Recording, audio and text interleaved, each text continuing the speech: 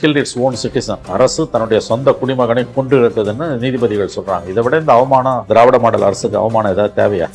CBI விசாரணை okay, நஷ்டஈடு okay, sorry கேட்டதெல்லாம் ஓகே, ஆனால் பாவம் போயிடுமா, பழி போயிடும். நாங்கள் பிடிச்சோம், அவன் தப்பிச்சு ஓடும்போது வலிப்பு வந்து செத்துட்டாங்க.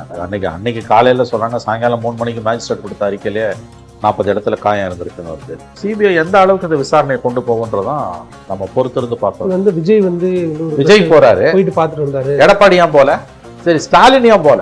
இப்போ மணிப்பூருக்கு மோடி போலன்னு நீங்கள் கேட்குறீங்களா? இப்போ இதுக்கு ஸ்டாலின் போவா ஏன் போலன்ற கேள்வி நியாயமான கேள்வி. ஆனால் மறுபடியும் சொல்கிறேன், ஸ்டாலின் போவாட்டி கூட சரிங்க, அவருக்கு நிறைய வேலை இருக்குங்க. உதயநிதி போகணுங்க.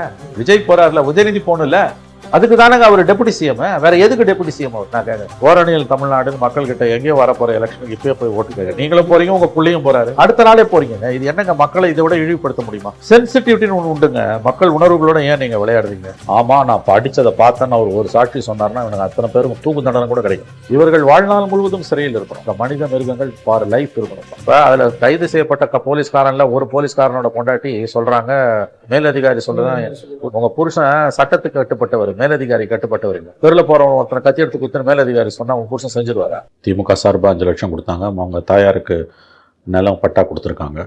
இவங்க அந்த பையனுக்கு தம்பிக்கு வந்து அரசு உத்தியோகம் கொடுத்துருக்காங்க. இவையெல்லாம் நல்ல விஷயம்தான் நம்ம பார்க்கணும்.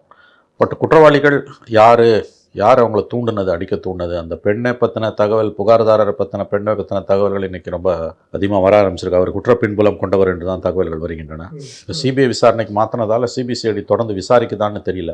ப்ரொசீஜர் வந்து சாதாரணமாக சிபிஐக்கு மாற்றினாலும் மாற்றும் வரையில் சிபிசிஐடி தொடர்ந்து விசாரிச்சுக்கிட்டு தான் இருக்கும். ஆனால் இவங்க விசாரிக்கிறாங்களான்னு தெரியல. ஏன்னா அந்த பெண்மணியை தேடுறாங்க அப்படிலாம் தகவல் வந்தது. ஆனால் அவங்க ஏதோ கோயம்புத்தூரில் ரெஸ்டாரண்ட்டில் சாப்பிட்ற மாதிரி விஷுவல்ஸ்லாம் வருது. ஸோ சிபிஐ முறையாக விசாரணையை தொடங்கும் போது தான் என்ன நடந்தது அப்படின்றது நமக்கு முழுவதும் தெரிய வரும். மிக மிக துயரமான சம்பவம், யாருக்கும் நடக்கக்கூடாத ஒரு சம்பவம் நடந்திருக்குது. எனவே லைஃப் இதுக்கு தாண்டி போகணும். இதோட லைஃப் ஒன்றும் நின்றுட போகிறது கிடையாது. Life has to go forward. Election டைமில் இது நடந்திருக்குது. திமுகவுக்கு பெரிய பின்னடைவு தான். இப்போதைக்கு டேமேஜ் கண்ட்ரோல் பண்ணிட்டாங்க, ஃபயர் ஃபைட்டிங்கை பண்ணிட்டாங்க. அவங்க எதிர்கட்சிகளால் இதை எக்ஸ்ப்ளாய்ட் பண்ண வேண்டிய அளவுக்கு எக்ஸ்ப்ளாய்ட் பண்ண முடியல. அது ரொம்ப துரதிருஷ்டவசமான ஒரு விஷயம். பெனிக்ஸ் ஜெயராஜ் கேஸில் வந்து திமுக அதை மேக்ஸிமம் எக்ஸ்ப்ளாய்ட் பண்ணிச்சு.